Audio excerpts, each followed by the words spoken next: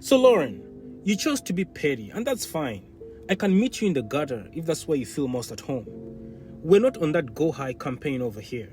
See, I know you think racism is just a brand, a performance piece for clicks and donors.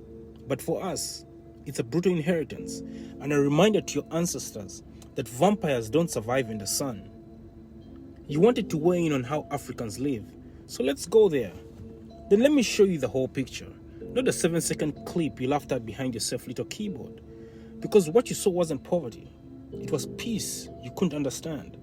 You saw a woman sweeping her yard in a village, simple broom, clay hats, sunlight dancing on red earth, and you thought that was funny.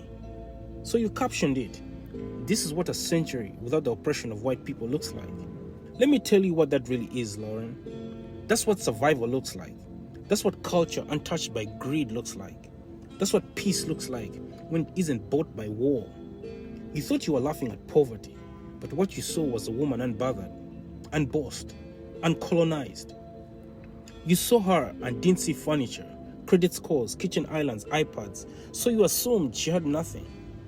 But Lauren, she has something you'll never understand. She has land with her name on it. She has children who greet her in her language. And she has a community that knows her spirit, not her Wi-Fi password. She sweeps her yard at dawn because her ancestors taught her rhythm, not because Amazon's coming to deliver shame. She doesn't need a Roomba. She has rituals, she has time, she has peace, the kind that doesn't come in a pill bottle or therapy app.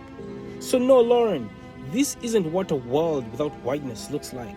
This is what a world still healing from it looks like. And you mocked it, not because you were offended, but because deep down you were threatened. Because if Africans stop chasing the West's definition of success, the illusion crumbles, and suddenly your skyscrapers start to look like cages. Your progress starts to sound like pollution, and your jokes, well, they start to reveal more about you than us. So let me say this clearly. We sweep dirt because we are grounded.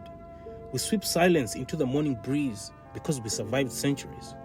And we sweep our homes because our dignity was never up for sale. And the woman in that video, she's not a meme. She's a monument to resilience, to rhythm, to a world you'll never control again. So Lauren, before you hit post next time, I need you to know this. We'd rather sweep red earth in our village with pride than sweep up fentanyl needles in a tent city with your privilege. Let's move.